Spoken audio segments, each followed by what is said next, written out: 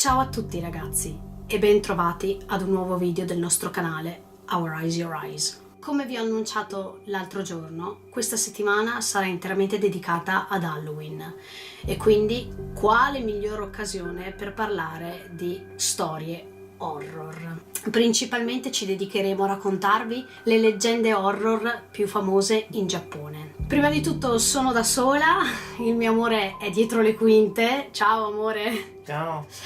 Lui non vuole partecipare a questi video perché ha la scaghetta, cioè nel senso lui ha paura dei film horror, ha paura di tutte queste storie un po' strane ed è per quello anche che sto parlando in italiano invece di parlare in inglese. Ma comunque non vi preoccupate perché ci saranno ovviamente i sottotitoli in inglese qui sotto. Bene, cominciamo subito. La prima storia che voglio raccontarvi ha il titolo Kuchisake Onna. La storia risale a centinaia di anni fa. In un villaggio molto tranquillo viveva una donna bellissima e molto vanitosa, che era sposata con un samurai. Ma un giorno decise di voler lasciare il marito e questa non fu una bella decisione, perché nel momento in cui lei espresse al marito la sua decisione, lui prese una katana e le tagliò la bocca. Diciamo che la leggenda sostiene che le squarciò la bocca fino alle orecchie. Questa ragazza rimase traumatizzata, al che il marito le rispose: adesso vediamo se dicono che sei bella. Lo spirito di questa donna rimase nel tempo. Ancora oggi si dice che questa donna vaghi per le strade di tutte le città del Giappone. Se ne è sentito parlare a Nagasaki, altre volte a Tokyo, insomma non si sa, ma comunque si dice che una donna con una mascherina e con un cappuccio vaghi per le strade buie di Tokyo o di tante altre città del Giappone. E questa donna solitamente ama fermare i giovani. E una domanda che ama porre a queste persone è: mi trovi bella? Allora, le scelte per rispondere sono ovviamente due, una è sì e una è no. Se voi rispondete di no, vi squarterà in due, quindi non penso che sia una bella idea. Qualora rispondeste di sì, invece, lei semplicemente si toglierebbe la mascherina per mostrarvi il suo vero volto. A quel punto trovereste una faccia squarciata, voglio dire la sua bocca squarciata fino alle orecchie, il che insomma non so se vi terrorizzerebbe o meno, ma comunque step successivo: questa ragazza non ha ancora finito di parlare con voi, perché la successiva domanda che vi farà sarà: e ora mi trovi bella? Anche qui ci sono due tipi di risposte, o è sì o è no. Logicamente se dite no morirete, tanto per cambiare. Se dite sì, invece, vi squarcerà la bocca esattamente come la sua. Non credo che sia comunque una bella idea. C'è un modo per scamparla, è rispondere in modo vago, ovvero ma non lo so, oppure così così, di modo da confonderla. In questo modo riuscirete a farla franca. Aiuto! La prossima storia ha il titolo Teke Teke. La leggenda narra di una ragazza che era in compagnia dei suoi amici dopo aver finito la scuola. Stavano aspettando tutti il treno quando uno dei suoi amici ebbe la brillante idea di metterle una cicala all'interno del suo cappuccio. La ragazza se ne accorse e fece un movimento inaspettato proprio per togliere la cicala dal cappuccio. Il problema è che inciampò e finì sui binari del treno. Non vi dico che, anzi è meglio che ve lo dico, il treno stava per arrivare proprio in quel momento. Il risultato è che questa ragazza venne tagliata in due. Passarono gli anni, decenni, non si sa, ma questa leggenda continuò nel tempo, fino a quando una sera un ragazzo stava passeggiando per le strade di una cittadina, che ovviamente non sappiamo quale sia, però è sicuramente una cittadina del Giappone. Ad un certo punto, affacciato a una finestra, vede una ragazza. Rimane un po' colpito, loro due si scambiano gli sguardi, ma non sapeva che quella ragazza che era affacciata alla finestra era proprio lo spirito della ragazza che era finita sotto i binari del treno. A quel punto la ragazza scavalca la finestra e cade a terra. Il problema è che non aveva la parte inferiore del corpo, quindi lei si mise a rincorrere il ragazzo muovendo i gomiti che strisciavano sul terreno, e il suono che ne deriva da questo strisciare venne definito in giapponese Teke Teke. Lo spirito della ragazza si avvicinò al ragazzo e ovviamente lo squarciò in due. Si dice che Teke Teke voglia la parte inferiore del corpo proprio perché è la parte che le è stata tolta una volta finita sui binari. Quindi, quando girovagate di notte per le strade del Giappone, state attenti e se beccate una ragazza affacciata alla finestra, forse è meglio non guardarla. La prossima storia, oltre che ad essere abbastanza macabra, è anche abbastanza strana, vorrei dire. Comunque, la storia si intitola Akamanto. Akamanto in giapponese vuol dire mantello rosso ed è la storia di uno spirito maligno che potete ritrovare nei bagni pubblici. Insomma, in quel contesto. Pensate che potreste trovare Akamanto qualora voi entraste nell'ultima cabina di ogni bagno pubblico, quella proprio più lontana rispetto all'entrata. Pensate di stare seduti sul water, ok? E state facendo quello che dovete fare, ecco. Ad un certo punto sentite una voce che vi chiede: preferisci carta igienica rossa o blu?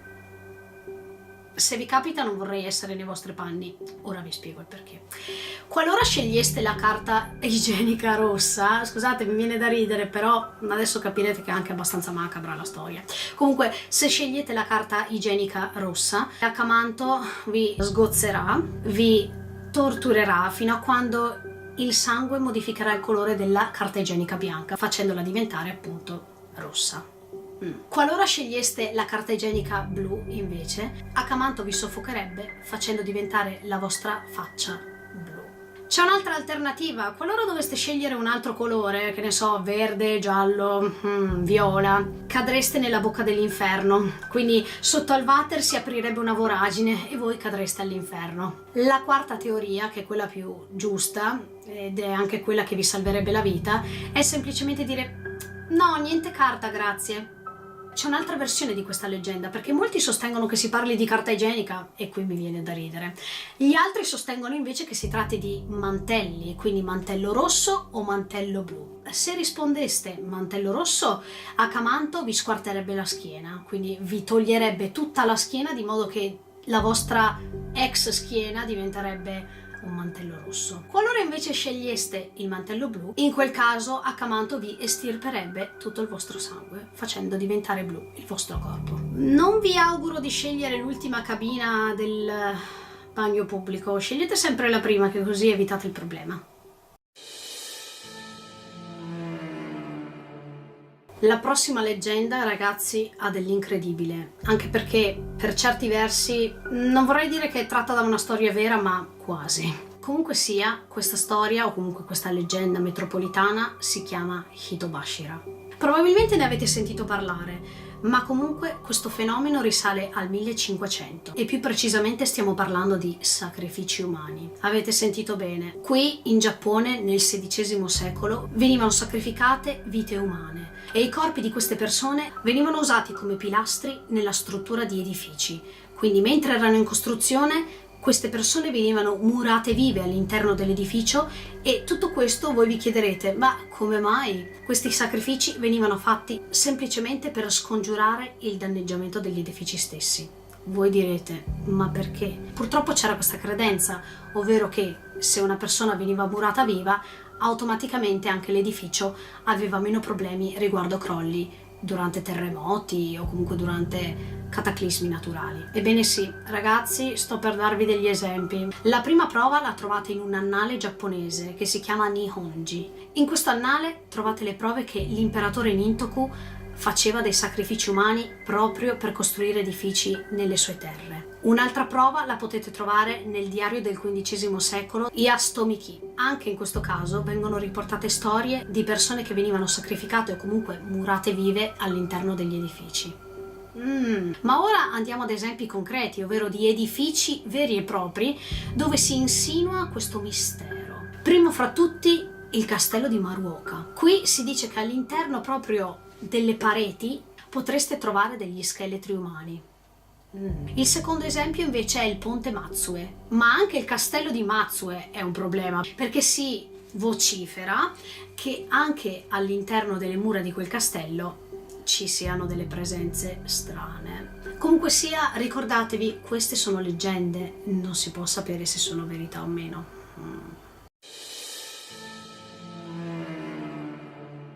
La prossima storia si chiama Cadaveri sotto gli alberi di ciliegio. Ebbene sì, voi turisti che venite in Giappone amate un sacco la fioritura dei ciliegi, ma vi chiederete come mai i ciliegi sono rosa? Voglio dire, i petali dei fiori di ciliegio, come mai sono rosa? Ebbene ragazzi, anche qui c'è una spiegazione. La leggenda dice semplicemente che prima della venuta e della fama dei samurai in Giappone, i fiori di ciliegio avevano un colore bianco. Quindi delle volte, se vi capita di venire qui in Giappone, vedrete che ci sono degli alberi di ciliegio che hanno i fiori bianchi.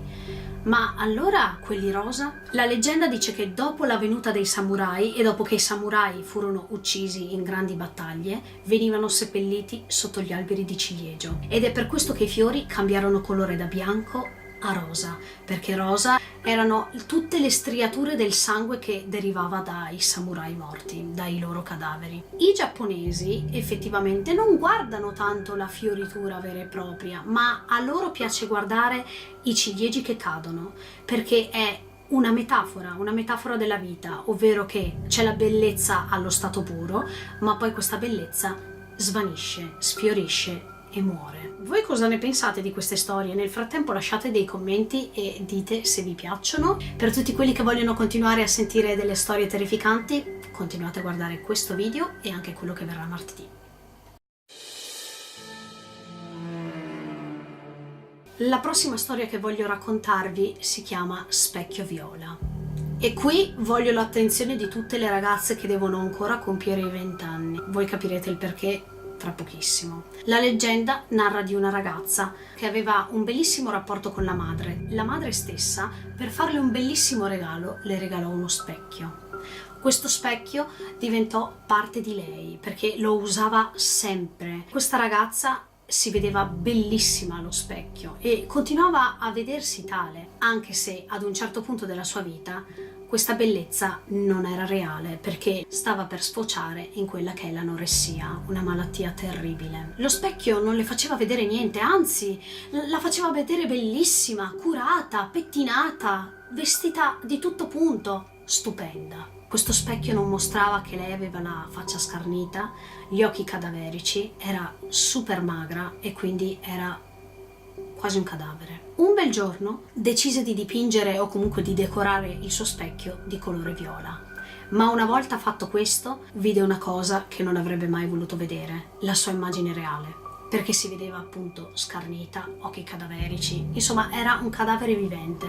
Al che di tutto punto, presa da uno scatto d'ira, decise di distruggere lo specchio. Però subito dopo si pentì del gesto che aveva fatto. Ma ora ci spostiamo alla festa del suo 20° compleanno ed ecco perché voi quasi ventenni dovete ascoltare per davvero questa storia. Quel giorno la ragazza era pronta a festeggiare il suo 20° compleanno, però accadde qualcosa di irreparabile. La ragazza venne investita e quindi morì. Però prima di morire, ragazzi, lei sussurrò per 3 volte: lo specchio viola, lo specchio viola, lo specchio viola. Dopo i funerali la famiglia tornò in camera sua proprio per magari rovistare qualcosa, cercare qualcosa che riconducesse a lei. Quello specchio viola, che era andato in frantumi, non c'era più. Successivamente a tutti questi eventi ci furono delle morti misteriose in Giappone, di cui insomma non si sa il motivo, però vicino a tutte queste vittime misteriosamente morte, dovuto ad un incidente o qualcosa di questo tipo, c'era un pezzo di specchio viola. La leggenda dice anche che dovete dimenticarvi di questa storia prima che voi compiate i 20 anni, altrimenti farete una brutta fine. La prossima storia riguarda una stazione di treni. Voi che venite sempre in Giappone sapete benissimo che qui i treni sono una cosa fondamentale. Ma comunque proseguiamo con la storia dal titolo La stazione di Kisaragi. Tutto parte da un nome, Hisamu-san.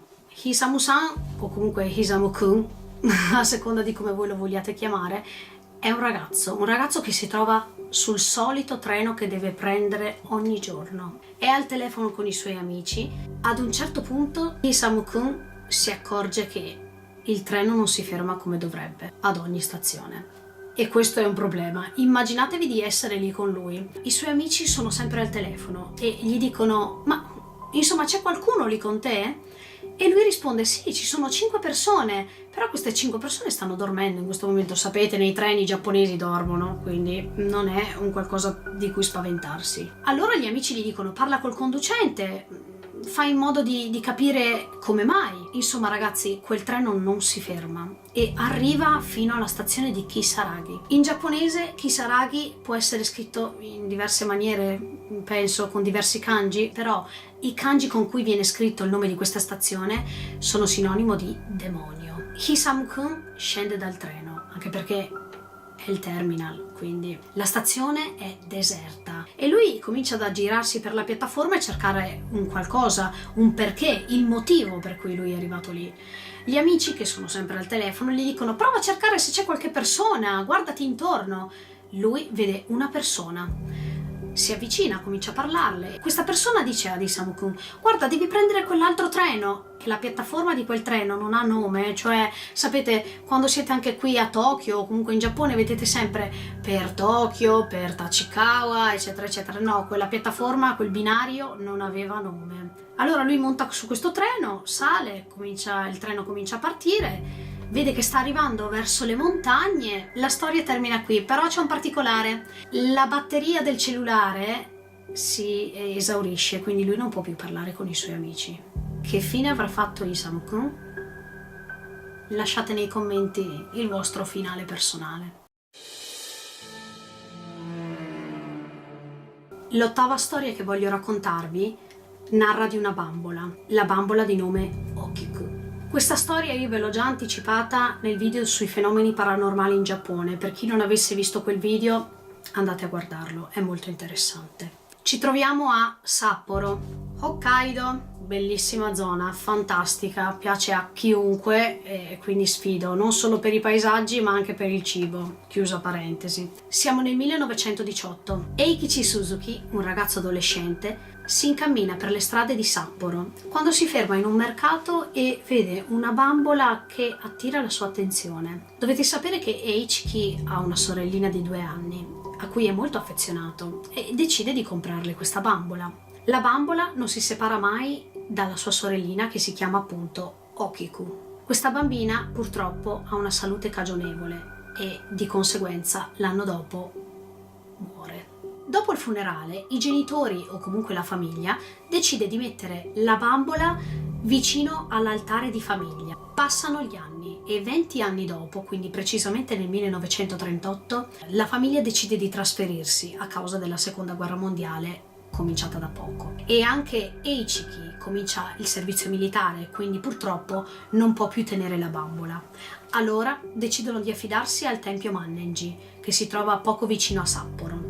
È un tempio molto famoso ed è famoso proprio per questa bambola, ma adesso andiamo per gradi. La bambola viene quindi data ai monaci di questo tempio e gli anni continuano a passare, solo che c'è un piccolissimo problema: i capelli di questa bambola cominciano a crescere. All'inizio la bambola aveva i capelli fino a poco sopra le spalle, però i capelli della bambola crescono vertiginosamente fino ad arrivare a 25 cm di lunghezza. Dovete sapere che ogni anno i capelli di questa bambola vengono tagliati ripetutamente, anche se non c'è verso, continuano a ricrescere. Un'altra cosa da dire su questa bambola è che non è disponibile al pubblico, ovvero che voi, se andate al Mannenji Temple, quindi al tempio Mannenji, non potete vedere la bambola, anche perché appunto si crede che lo spirito della bambina, che era molto attaccato alla bambola, si sia impossessato della bambola stessa e quindi sia diventato, diciamo, uno spirito non tanto positivo. Questa ovviamente non è una leggenda, è una storia vera. Voglio dire, non so se all'interno della bambola ci sia un demone, però effettivamente i capelli della bambola crescono e conseguentemente a questa cosa la bambola non è visibile al pubblico. Forse ci sarà anche un motivo. Questa cosa mi ricorda molto Annabelle, stile americano. Di bambole possedute ce ne sono parecchie nel mondo, quindi attenzione, se dovete regalare una bambola, regalate una Barbie invece. Potrebbe essere diversa la storia, forse. Ma ora ragazzi procediamo con una delle storie più spaventose che siano mai esistite, almeno questo è quello che i giapponesi confermano. Questa storia prima di tutto non ha un inizio, non ha una fine, non c'è una fonte certa. Voi direte, ci sta prendendo per i fondelli? No, è vero, vi sto dicendo la verità. Questa storia purtroppo non ha né un inizio né una fine, sono solo voci che si sentono in giro. Effettivamente c'è una copia di questa storia sparsa in giro per il paese, ma è molto difficile trovarla, anche perché i vari pezzi della storia sono sparsi per tutto il Giappone, quindi non credo che potreste trovarli mai tutti insieme. Ma forse è anche un bene, perché è meglio che voi questa storia non la leggiate proprio. Si sa solo pochi stralci di questa leggenda, che forse tanto leggenda non è, non lo so. Comunque sia, proseguiamo a raccontarvela. La storia in questione si chiama Testa di mucca o Gozu in giapponese. Una delle cose che si sanno per certo è che la storia ha origine nel XVII secolo. La storia narra di un villaggio che non ha abitanti. Provate ad immaginare, voi arrivate in un villaggio, non ci sono abitanti, ok? Ai giorni nostri potremmo dire, è una ghost town, beh, più o meno. Al che degli archeologi cominciano a scavare per capire il motivo, per capire il perché non c'è nessuno che abita in quella città, come mai è così desolata, deserta. Scavando trovano lo scheletro di un uomo con la testa di mucca. Successivamente ci furono delle ricerche in corso e si scoprì che negli anni precedenti ci fu una gravissima carestia. Questa carestia portò le persone che vivevano in questo villaggio a mangiare carne di mucca, carne di maiale, carne di cavallo, finché non finirono la carne di tutti gli animali che erano presenti nel villaggio. Poi passarono ai cani, ai gatti, insomma agli animali domestici. Finiti anche gli animali domestici, arrivò un giorno in cui una presenza strana si presentò al villaggio. Questa presenza aveva il corpo di uomo, quindi di un essere umano, e la testa di mucca.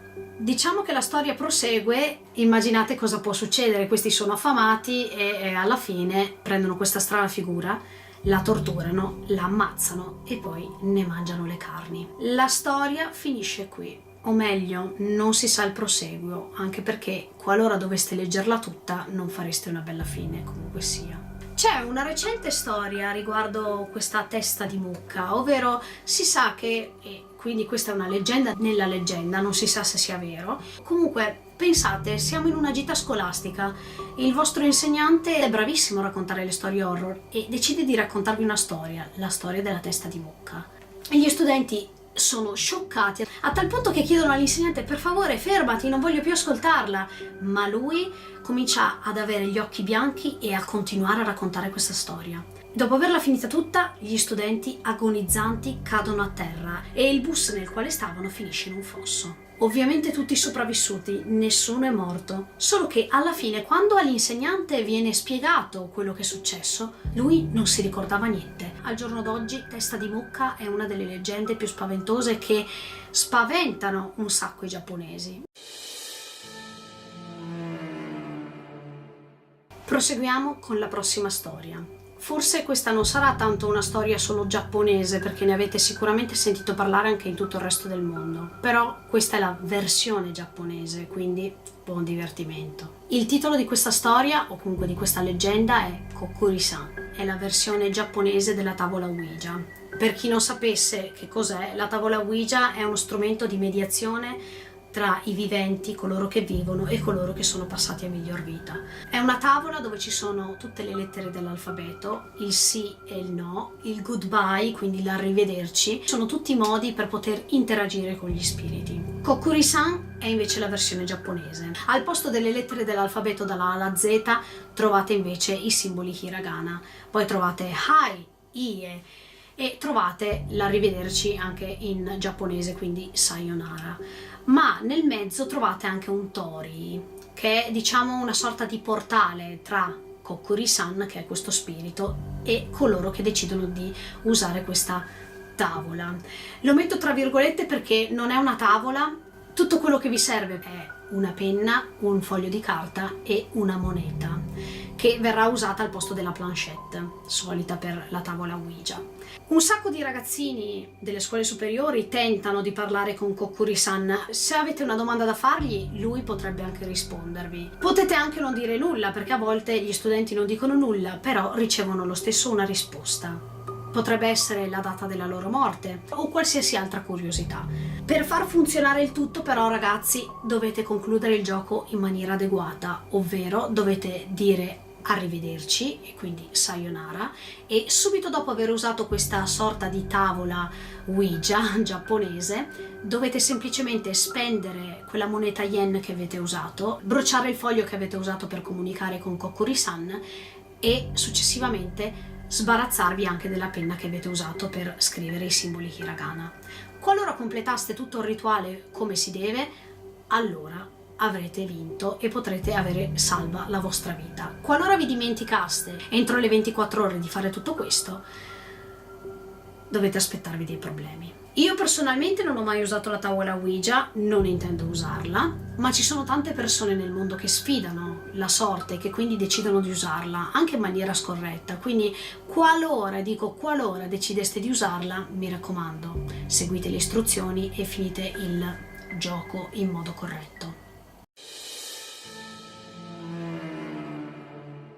L'11ª leggenda metropolitana che voglio raccontarvi si chiama Yamauba. Yamauba in giapponese può essere tradotta come vecchia della montagna. La leggenda narra di questa strega con capelli arruffati, kimono brutto, tutto tagliato, strappato, una strega malandata, ecco, una strega malandata che vive nelle montagne e l'unica cosa che sa fare è cibarsi della carne umana delle persone che si avvicinano a quella montagna in particolare. Ovviamente la montagna, ragazzi, non ha il nome apposta. Si dice che questa donna, quando era giovane, aveva 2 figli e nel periodo in cui lei era giovane e viveva con questi figli ci fu una gravissima carestia. I ragazzi dovettero abbandonarla perché non avevano di che sfamarla. Il risultato è che lei, per sfamarsi, decise di rintanarsi all'interno di una montagna e di cibarsi di carne per l'appunto umana. Al giorno d'oggi si dice che lei si trasformi in una bellissima ragazza, che abbia quindi le sembianze di una bellissima donna molto elegante, che vuole prestare aiuto a tutti coloro che hanno bisogno di un riparo nella montagna, a tutti coloro che vogliono rifugiarsi e che non sanno dove andare. Però poi questa bellissima ragazza si tramuta nella bruttissima strega ed è pronta ad afferrare le carni di queste persone e a mangiarle. Che sia una storia vera? Non credo, è una leggenda, però vi do un consiglio: non addentratevi troppo nelle montagne e se vedete una bellissima ragazza che vuole aiutarvi, passate. L'ultima storia che voglio proporvi oggi si chiama Tomino's Hell. Sicuramente ne avete sentito parlare. Tomino's Hell è un poema. Inizialmente si dice sia stato scritto da Yomota Inohiko, ma successivamente si pensa sia stata scritta da una bambina di nome Tomino. Questa bambina si dice fosse disabile e che quindi avesse gravi problemi. I genitori di Tomino si accorsero di questo poema e non appena lo lessero non potevano credere a quello che stavano leggendo. È un poema veramente agghiacciante. Allora il risultato fu quello di rinchiudere Tomino nella cantina, di non darle da bere, di non darle da mangiare e quindi di farla morire. La colpa di tutto questo era appunto il poema che aveva scritto. Si pensa quindi che Tomino, lo spirito di questa bambina, si trovi ancora all'interno delle parole di questo poema e chiunque legga ad alta voce in giapponese il poema stesso faccia una brutta fine, quindi non vi consiglio di leggerlo. Poi ovviamente, ragazzi, si parla di leggende. Non so se siano vere queste cose, però c'è anche da dire che ci sono molte testimonianze di persone che hanno voluto leggere questo poema rigorosamente in giapponese ad alta voce e i risultati non sono stati per niente brillanti. Alcuni hanno avuto degli incidenti stradali, altri invece sono stati molto male. Quindi non so dirvi se questa cosa sia vera, di sicuro io non proverò mai a leggerla. Questa era l'ultima storia che vi volevo proporre per oggi. Speriamo che il video vi sia piaciuto, mettete un pollice in su, iscrivetevi al nostro canale, seguiteci sui nostri social media. Ciao ragazzi, alle prossime leggende metropolitane horror giapponesi. buon Halloween!